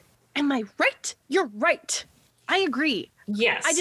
I literally hit my headphones with my hand. I was so angry. It's that, and they don't have other schools. Like, I don't understand how they could get into Niata, how they could stare that woman who has so much credit under her belt in the face when they haven't been in a single fucking show, with the exception of the one School Musical they did. Yeah. Yes. Like, How could you even do that? Whatever. Mm-mm. Just breathe, Hannah. Just breathe. It's a fictional show. It's not real. It's not real. It's not real. It can't hurt you, except it does every week. Sticks and stones may break my bones, but Glee will always hurt me. But fishmen will always be fried and delicious. So she leaves, the lights turn off on Rachel, and then Kurt is like, Kurt comes up to Rachel at her locker and is like, for the record, Carmen Thibodeau is a total bitch. Should have let you start over again. Okay, and fuck Kurt for saying that. How dare he? Yeah, that was uncalled for. That woman had every right to do exactly what she did. Mm-hmm. Which Rachel actually agrees with. She says she did let me start again. Mm-hmm. Yeah. And like, also, like, she can't be a bitch for like not letting you start again for the second or the third time. Is this just one of those things that you say to your friend because you know that's what they want to hear, but you don't really believe it? It's what you think they want to hear. Right. Yeah. But it's also like, it's also just like, I also feel that's really unprofessional because I feel like that woman acted super professionally. She gave her another chance. Actually, Rachel didn't even ask for that other chance. She took it. Did it. Yeah. And honestly, like, if I was that woman, I would have been like, no. You either finish it all the way once through or you're done. Like, that's where she should have said, like, if you're on Broadway, you can't stop the music number and have it go again. You have to keep going and work your way through it. And if you can't do that properly and consistently, you're fucking gone. Like, it just, Rachel's privilege really showed. Yeah, it did. And I was mad at Kurt for saying that because, like, Kurt could have started that conversation literally any other way besides taking a sexist turn to something that wasn't actually accurate. Yeah. That woman's a hard ass because she's an experienced professional and, you know, she just got to this new role. So she's taking her role very seriously. So she probably was on a really long flight for literally like no reason. Probably coming from New York and having to go to Lima, Ohio. Ugh. Just to see 2 auditions. Right. Ew. Yeah. So then she's like, I just don't really want to talk about it. And she's like, I've talked about it a lot. And I just want it to be over. And she's like, you and Finn will be great in New York. And Kurt's like, you're coming. She's like, no, what, Hannah? What do you mean Finn's going to New York? I'm like, he applied to the actor's studio. Doesn't mean he's getting in. Also, he applied to the actor's studio with 0 credits under his belt. He wasn't even in West Side Story, right? Yeah. Yeah. What are these kids thinking? I think they don't deserve anything. Did any of the writers on this show actually go to college? Great question. I bet you know what they did? They didn't have to audition. They all were English majors or creative writing majors or film majors. They didn't have to audition. That's what I think. Interesting. Yeah. And then Rachel sings Kelly Clarkson's Cry. Yeah, another Kelly song. I thought she sounded pretty good. It was a pretty good performance. Yeah. I did feel for her, I have to say. Like, even though, like, I still think they're crazy, I still think, like, it was well acted. There's a little bit of a montage moment where Rachel's crying in her bedroom and Finn's just, like, holding her and she's, like, weeping. Mm-hmm. I mean, like, obviously we can acknowledge that she has privilege and that it really showed in this episode. But, you know, like, something like that is going to affect a person, whether or not they're privileged. And, like, I think it was particularly affecting because we had some of those callbacks from the very first episode where she's on that elliptical. She's like, I'm prepared, I'm ready, I'm confident. And then she gets knocked down so low. Mm-hmm. Yeah, no, I felt for her during this number and it was a good number. I normally don't feel for Rachel, but I did. So that's saying something. I think this storyline was well executed for her and for Kurt, I think. Yeah. And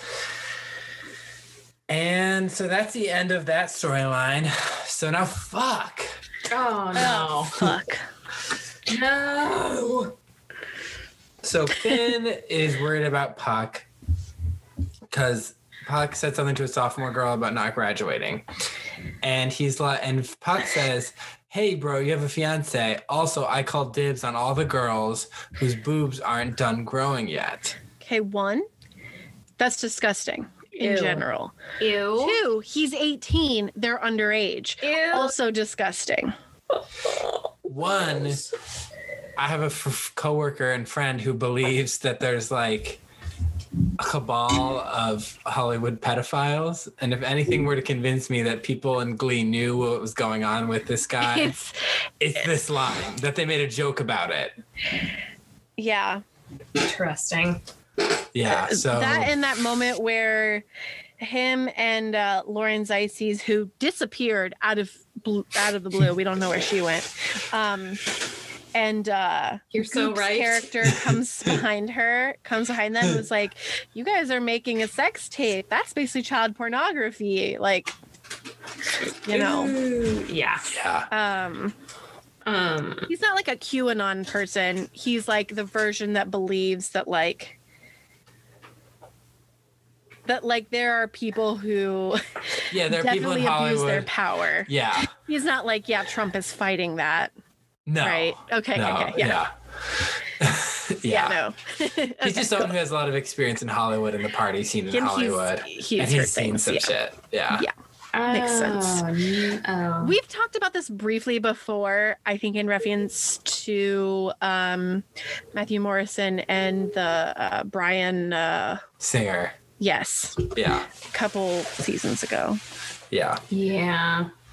Yikes. I mean, to be fair, an 18-year-old dating a 15-year-old in high school isn't unheard of, but Puck just makes it gross. Because also he's a 45-year-old man. Well, yeah. But I'm actually a little salty about that because I was asked out by a guy who really liked me. He was a senior and I was a sophomore.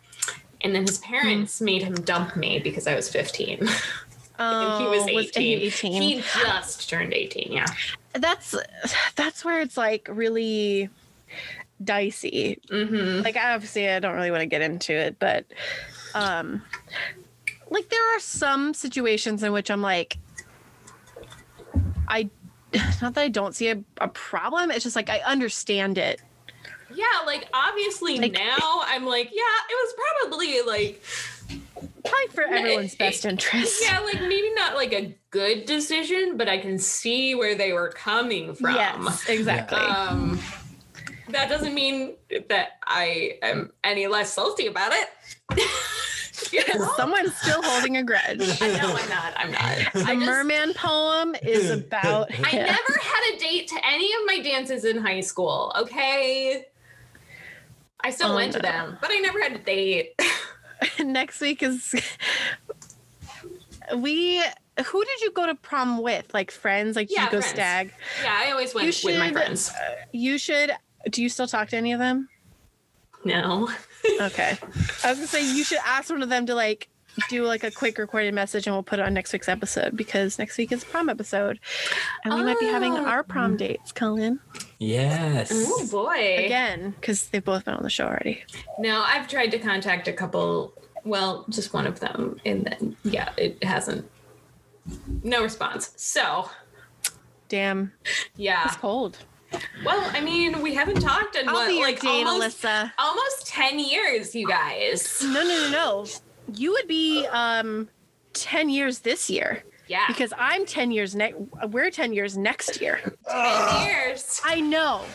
I'm like I've moved around so much that I don't think they'll be able to find me to even send me an invitation for that reunion. So Good fingers Lord. crossed I don't get it.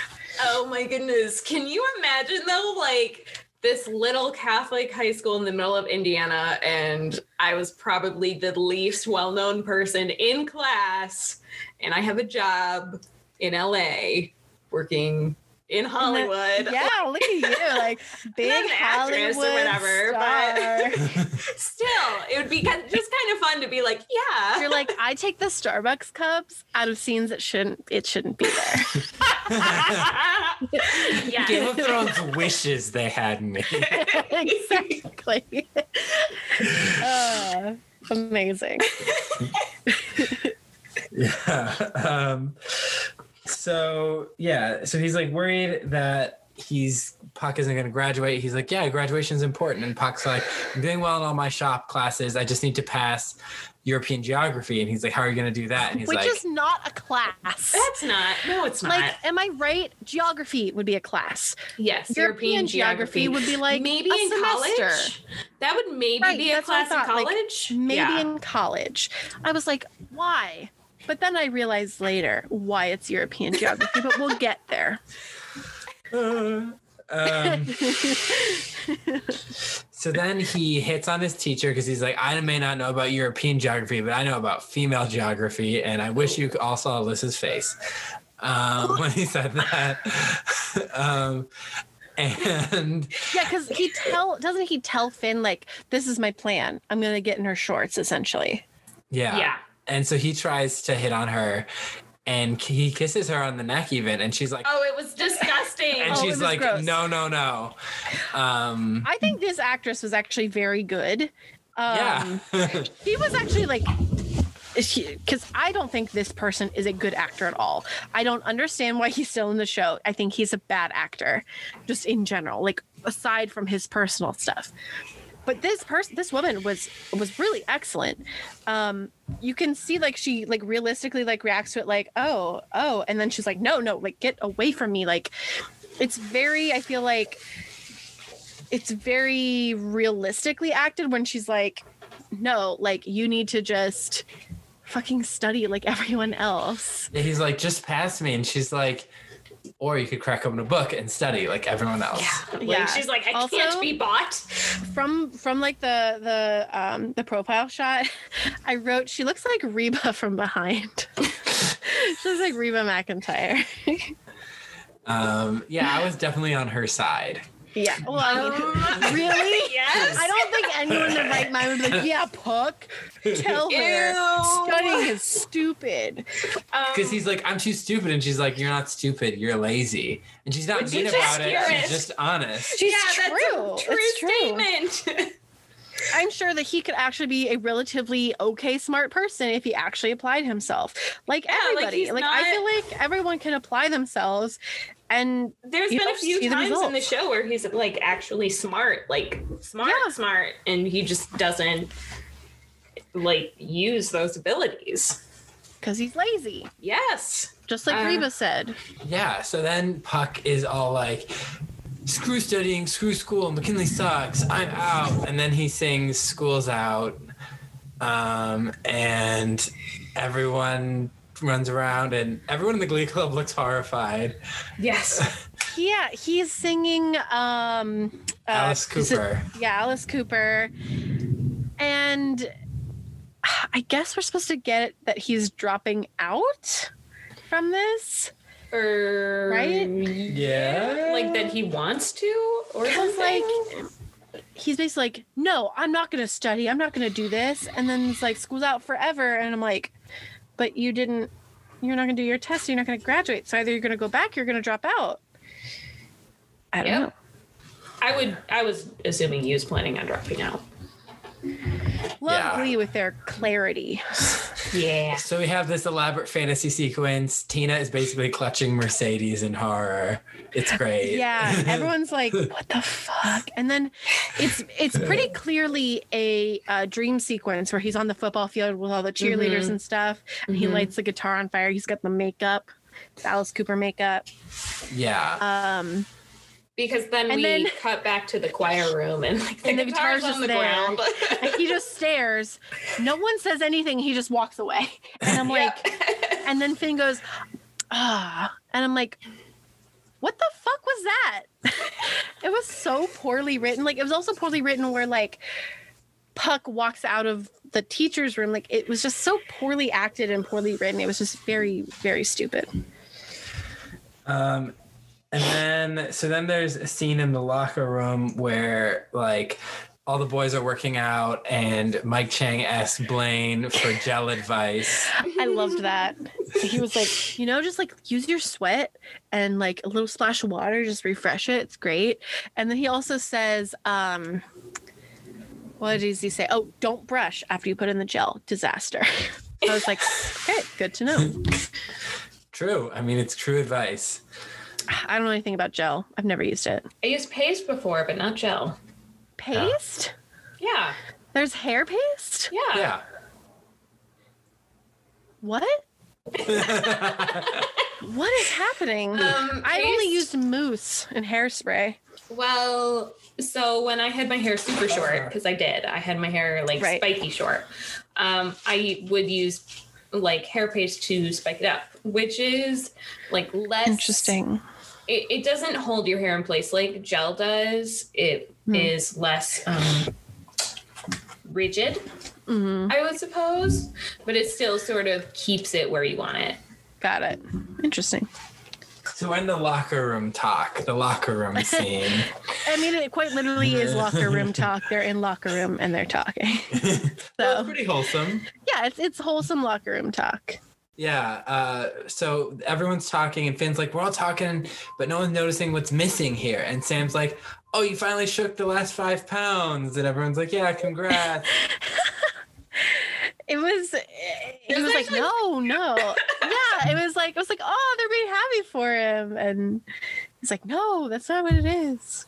Puck's not here. And I'm like, at the end of the day, I feel like you're the only one who really cares about Puck because they're all just like, yeah, Puck. And he's like, well, he hasn't even been turning into his Call of Duty tournaments.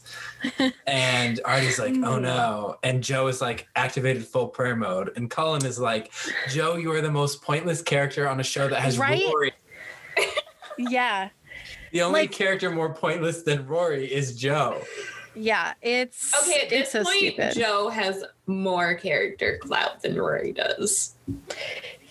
Yeah, because he gets a pretty significant relationship person. He has a significant relationship, and he always has like one-off lines about God.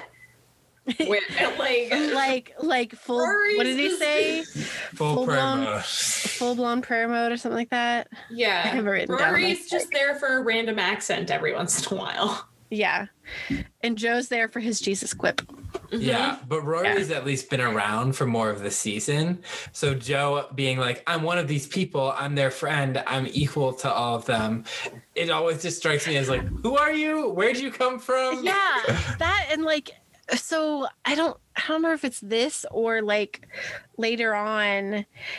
He says like, oh, you know what? You guys have taught me more. Oh, it was at the end. He's like, you taught me more about being a man in the last 4 years that I've known you. And I'm like, what? You've only known 3 of these people for 4 years. What the fuck are you talking about? Yep. Yeah. It's time is a social construct. And there's a shot of Joe when he's saying it too. And I'm like, you've barely known Joe. You've been here since February.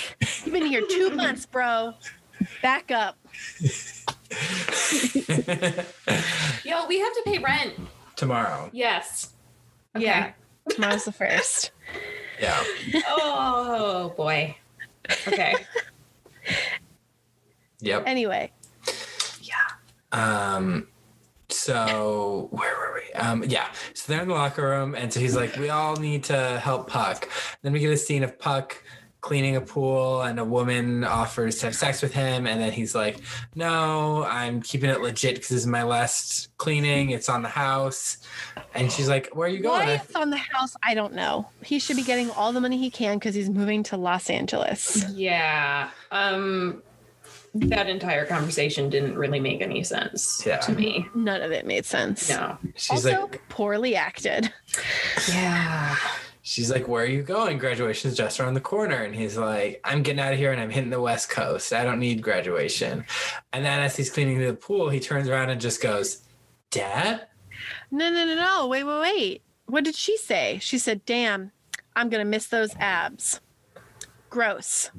Yeah. She was having sex with him when he was underage. Mm-hmm. Anyway, Yeah, it's like really weird. Like all of a sudden you hear just like steps. He turns around, takes off his sunglasses. He's like, Dad? I'm like, this is so stupid. And then we get a scene of the boy, like Finn has this plan of how they're gonna get like a Puck football plan with little drawings, and he's like, so we're gonna hide behind the bushes, and Sam, you're the driver, so just stay in the car. And Sam's like, can I play with the radio? He's like, sure. And then Blaine, he's like, okay, and then we're gonna be behind this bush. And Blaine's like, is that a bear? He's like, no, it's a bush. And they're like, what's the difference between a shrub and a bush? Because Rory's like, maybe a shrub. Because Rory's on lookout, and he's like, who am I looking out for other than Puck? And I'm like, what does that even mean? What he's saying? And I can't understand anything he says. We're gonna charge Puck, and then Artie's gonna jump in the pool as a distraction. No. He's gonna roll his wheelchair into the pool. So okay, this is what I wanted to know. Like, can he swim like with his arms? Like, is he that strong? Like, I suppose it's possible. Yeah, but I'm just like, have they talked about this? They're willing to risk this kid's life with this stupid plan. So here was the thing. I actually thought this was a flashback to the plan to like what we just saw with Puck. I actually thought this was a flashback, and then we're going to flash forward for some reason. I don't know why. But then like Puck walks in, and I was like, oh, thank God. I don't have to see this mess try to go down. Watching that plan actually happen would have been very entertaining. It would have been there would have been a few people dead. I think a few kids would have died. Well, not to mention a waste of a wheelchair, because I have an uncle in a wheelchair, and it takes like sometimes years to try and get him a new wheelchair when it's broken. And like, yeah. And if that gets like wet, it could get really rusted. And then, oh God, yeah. Yeah. Tin roof. Rusted. She's pregnant. So then he walks in, and he's like, yeah, my dad came and he offered, and we get a scene of his dad offering him beers from his microbrewery. He's like, Puck's special sauce, Puckerman's special sauce. And I went, gross. Ew. And he's like, I hate to do this, but I need to ask for money. And he's like, what for? For rent. And Puck says, I gave him the money, but I could just see myself in the future. See myself in the future, like seeing for Beth with like no hopes, no aspirations, nothing, and just asking for money. And I couldn't do that. So I need to graduate. Can we just pause here for a moment and ruminate on the fact that rent for his father was $500? Yeah, right. You know. Ohio. Let's take a moment of silence. Yes. For our bank accounts. I used to pay a rent, splitting with 4 girls in a 3-bedroom apartment, $109. Well, where was this? In Indiana? Yeah, Indiana. I'm pretty sure Indiana has the lowest. I think Indiana has the lowest cost of living. Lowest cost of living, yeah. Interesting. I took a look at some of those receipts while I was in Boston, and I was like, this can't I missed this. What is this?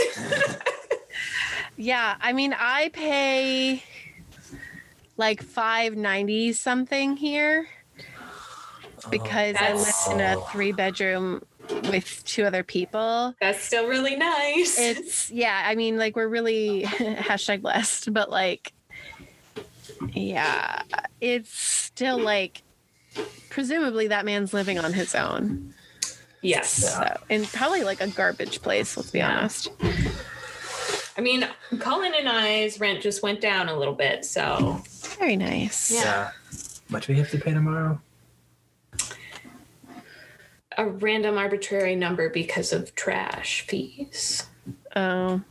Yeah. 7.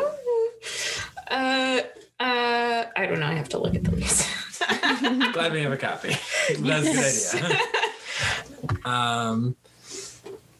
Yeah. So then he's like, we need to study for this test. So then it's like 3 a.m. They're somehow all still in the school. That's somehow allowed. It's not allowed in high schools. Oh, no, it's not. And Possible in college, but not high school. Likely in college, I would say.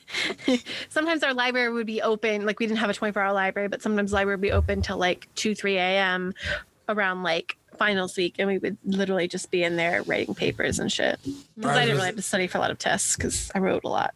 I had a 24-hour library. I wish we had I had a 24-hour library in my undergrad, but then I was pissed off that Boston University did not have a 24-hour library. Yeah, no, they didn't, did they? No. I had these law students try and study in the dorm building, and I had to kick them out, and they're like, we have a test in 6 months. And I was like, do I look like I care? Like 6 months? Get out of this dorm. 6 months? In Boston?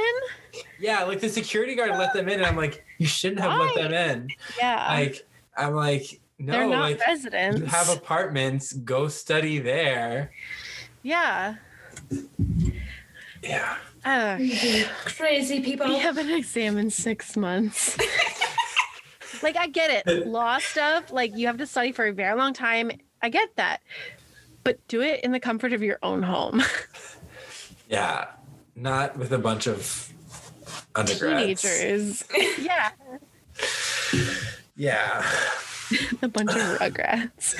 Speaking of Rugrats, did you guys see the clips of the new Rugrats that they're doing? Yeah. They're doing a Rugrats reboot. I think it's movie. It's 3D animation. Oh, no. I don't care for it. Because, you know, the Rugrats animation is so unique. Yeah, I never really liked Rugrats. We weren't allowed to watch Rugrats. Yeah, I don't. Interesting. It was... I don't know. I just really didn't like it. And then, so I can't really imagine it in 3D. That just kind of seems like it'd be really creepy, honestly. Yeah, it's, here, I'm going to send you guys some images. Okay. All right. So they're studying in the classroom, and they're like, where does rain in Spain mainly falls in the flatlands? And Puck is like, oh, like in the plain? And they're like, he got it. And then they start singing the Rain in Spain from My Fair Lady. Had no idea what that was from. Didn't realize either. It was a real song. I'm so upset. I didn't recognize it, and Ginger was like, it's from My Fair Lady, and I was like, oh, gotcha. Yeah, very unrecognizable, TBH. Yeah, maybe, I think I have the DVD. We might have to watch that movie, Alyssa. Well, I've seen it. I haven't seen it in a long time. Song. Yeah, it's been a long time. If you remember my friend Bobby from the podcast, we both loved My Fair Lady a lot in high school and would like watch it together. Oh, cool. Yeah. So we love Audrey Hepburn, and we love that movie. And I also love Audrey Hepburn. I sent you guys the pictures. And I hated this cover. It was so bad. It was sung badly. It ruined the song. Yeah. The arrangement was horrible, like the rock arrangement. And here I kept saying, he's only going to learn one goddamn thing. And guess what? I was right. Spoiler alert. So then Puck takes the test, and the only thing he knows is the rain in Spain, and he comes out, and they're like... But he also gets the second question presumably right, or like he knows it. Because of the song, because of Hartford, Hereford, and Hampshire, hurricanes hardly happen. Right. Okay. The thing about all these things is that they're tongue twisters, not actual facts. I don't know if those are real. Oh, true. Yeah. Interesting. Yeah, because in the movie, she's just trying to learn how to speak correctly. Yeah, because he says, how kind of you to let me come. And it's like, that has nothing to do with geography. That is manners training. Mm-hmm. Yeah. Yeah. So I was like, oh, this is why it's European geography, because they wanted to work with this song. They could have still worked with the song. Didn't have to be European geography. Yeah. Anyway, I hated this. Like while he was taking his exam, I'm pretty sure he spent the entire time just drawing a weird picture on his exam. I noticed that. Yeah. I was like, in like the last 2 seconds he started because he saw his friends through the window. Yeah, I don't know. It was very weird. Also, what the fuck were they doing? Didn't they have class? Why were they just hang out in the hallway? Who knows? This was like written like they're in college. Yeah, These pretty much. children. I'm not gonna lie. I have definitely drawn weird pictures on my exams, but always after I finish them. Yeah, that's what I would do. I would just sit there and doodle because, like, I could get up and turn the test, but I didn't want people to see that I turned in the test before them because, you know, or if it was like one of those like, oh, I'll collect it when you guys are done. It's like a 20-minute quiz. I would get through it and I'd be like, well, I'm just going to sit here and draw. Yep. And my teacher, one of my teachers complimented me on my history teacher the one time because I was like, I finished it and I looked around and I'm like, nobody else has gotten up. I was like, maybe I did something wrong. And I was like, well, I don't care enough to go back and look at my answers. So I'm like, I'm just going to draw like a colonial guy or something. Yeah. Yeah, and then so he goes out and he says that they were all like dads to him because he grew up without a dad. These children were not dads to him. No, they were literally friends. They were literally friends to him. He doesn't know what a dad is, and that's really sad. Yeah, and he's like, and they're like, how'd you do? And Sam's like, does your head hurt? Because my head always hurts after tests, and that's like a good sign. Oh, poor Sam. I think you should get tested for glasses. Yeah, that's a good point. Oh, that's a really good point. Yeah, it's not maybe that he's concentrating his brain so much as his eyes. Yeah. That's a good point. And then during with glasses. Yeah. And then during Rachel's song Cry, we see that Puck got an F. Yeah. I knew it. I was like, there's no way he was gonna get away with that. Like, no. So we're kind of at the end of the episode, right? That was Choke. So I do have just one more tidbit from Ginger. So right before Rachel goes and does her audition and Finn comes in and brings her flowers, Ginger literally goes, "Aw, gross." I was like, what? So many emotions. Yeah, it was like, oh, that's cute, but also gross. Finchel. But I love the lilies, okay? I'm pretty sure those were stargazers, and I love stargazers. Stargazers are my favorite. Yeah, lilies are my favorite flower. I had some from Valentine's Day. They're dead now, but... stargazer lilies are my favorite because they have such a great name, and also they're really pretty, and they smell delicious. Yeah. In my first musical, I had this joke where the guy, Prince, brings Briar Rose lilies because he's like, I figure you get roses all the time from your boyfriends. And then she's like, I've never had a boyfriend. Oh my God. And this was 16-year-old me trying to write flirty dialogue. Oh my God. You are such a flirt. That's funny. So this was that was Choke. MVPs and LVPs. Oh no. Tina time. I didn't count it all, though she did speak. I'm gonna say like 3. She had 5 lines. I was gonna say I was gonna guess 5. Yeah. And she had 2 songs. Yeah. Mm-hmm. This is a big episode for her. She had a monologue in one of her songs. Yeah, the Chicago. Song. A monologue. Yeah. Yeah. So good episode for Tina, not great episode of Glee. And Humanity, not good for Humanity. No. I mean, for Tina though. It really wasn't nearly as bad as like Power of Madonna episode or other episodes. The Rocky Horror Glee Show. Rocky Horror Glee Show, which is unanimously voted the worst episode of season 2 and presumably season 3 and 4 and 5 and 6. And probably 1, even though it hadn't happened yet. I just think that, again, Glee shoved something that's very, very important that they could be talking about in a very genuine way, shoving it into a very small slot in an episode that they're just like, oh, we just need something else to do. That's kind of what it felt like.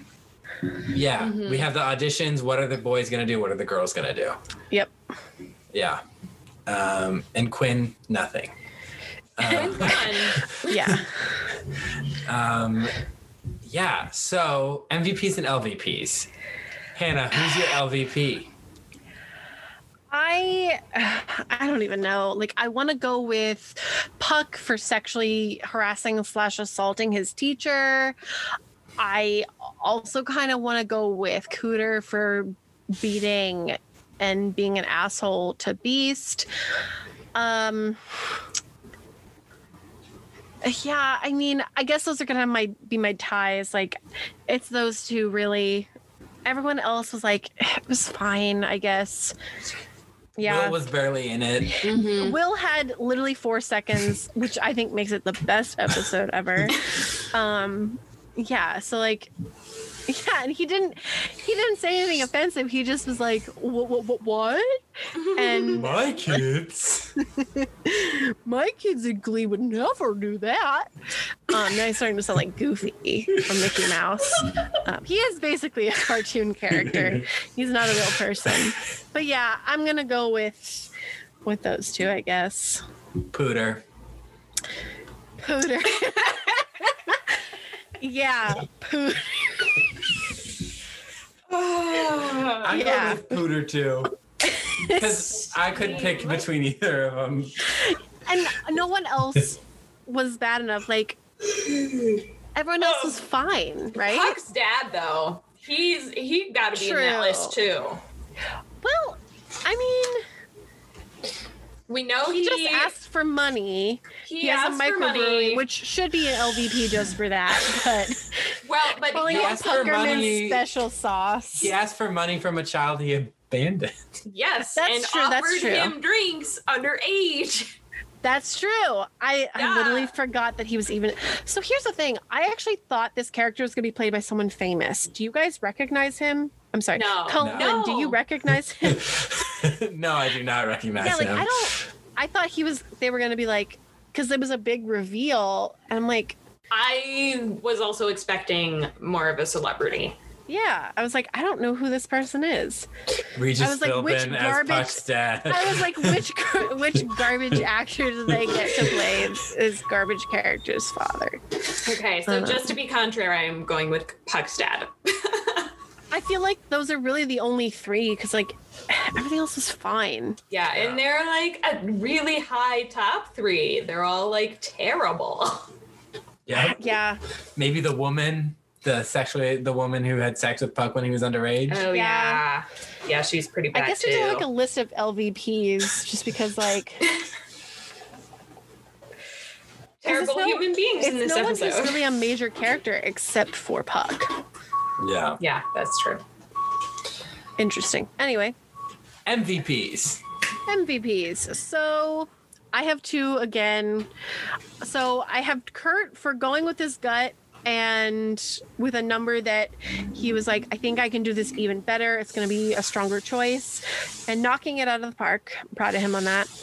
And then also I also want to give a shout out to Beast for being really brave and open with her friends and the students, for telling them what was going on with her. Even if, she's falling into the next stage of the cycle, she still deserves a shout out for being brave and telling people what was going on. I'm gonna go with Kurt in this episode because I really liked his performance, and maybe that's only because it was contrasted with his terrible performance of Right. the Phantom of the Opera. But like his performance, his audition they were really, really strong, and it was like a pinnacle moment for him, and he did really, really well. Mm-hmm. Yeah, I'm going with Kurt. I was really proud of him. He grew a lot. It's one of his best performances. Yeah. Nice. Yeah. So let's talk about the music. We have School's Out, Cell Block Tango, Not the Boy Next Door, The Rain in Spain, Shake It Out, Cry, and The Music of the Night.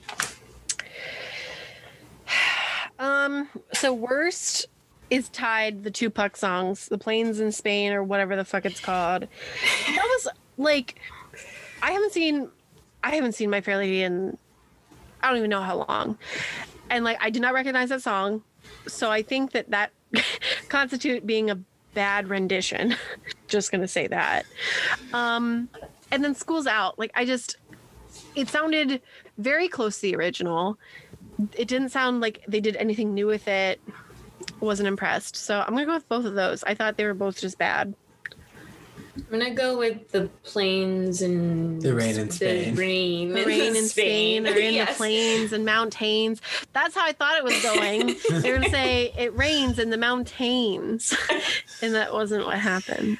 I definitely didn't even recognize that as a song. Like, it was so horribly performed. Like, Yeah, right? It was just bad. So I'm going with that one. It wasn't until the music actually, like the background started, that I'm like, oh, they're singing something.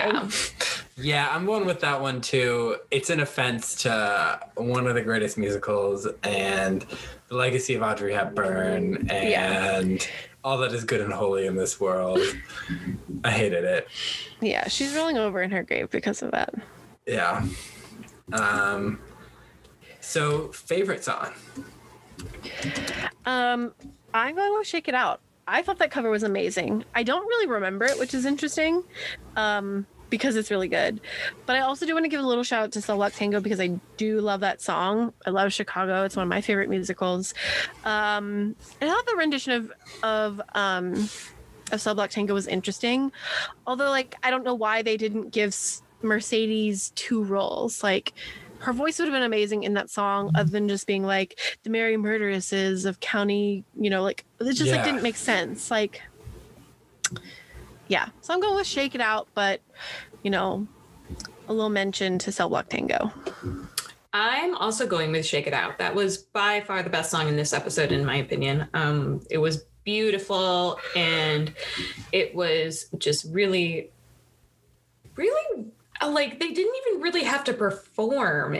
They were just sitting in chairs, and if a song can make that big of an impression on me without them actually even, like, having any choreography, I think it definitely deserves the best song in the episode title. Yeah, and they didn't even take it out to the auditorium, which often happens. No, so it was like just transition in the classroom. Yeah.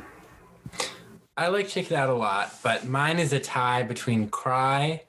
I love that cover. It's on my Glee playlist. And then the surprise for me is Not the Boy Next Door. I really liked it. It stuck in my head all day. It's great. Yeah. Proud of Kurt. And Chris Colfer for pulling it off. Mm-hmm. Yeah, seriously. And I actually did they purposely make Kurt a bad dancer before? Because I thought he did really good. Like, he did some cool twirls, and his hip thrusting was really good. I was like, good for you. It was the magic gold pants. Yeah, the gold pants. Magic gold pants. Maybe Sam was teaching him some moves. Mm-hmm. Sam was like, this is how you do it. You rip off your shirt and you go, belly roll. Yeah. So that brings us to the end of our episode. Let's plug our So-Mes. So Gleeboot is on Instagram and Twitter. We are at GleebootPod. And we're also on Tumblr, GleebootPodcast.tumblr.com. GleebootPod.tumblr.com. How long have I been saying this? And I should know it. Can we please publish my poem on the So-Me? Yes. Yeah. We're going to do that. So my social media, I'm going first. Alyssa's like, it's my turn. On Instagram, you can follow me at a.m.swearingen. That's SWEARINGEN. You can follow me on YouTube at YABOI Ryan, and on Instagram and TikTok at your boy Ryan99. Whoop whoop. Yeah. We did it, guys. We did it. Tune in next week for Promosaurus. Prom. Whoa. Wait, is that actually what it's called? Yes. Yeah. DINOSA. You are a dinosaur. Gleeboot.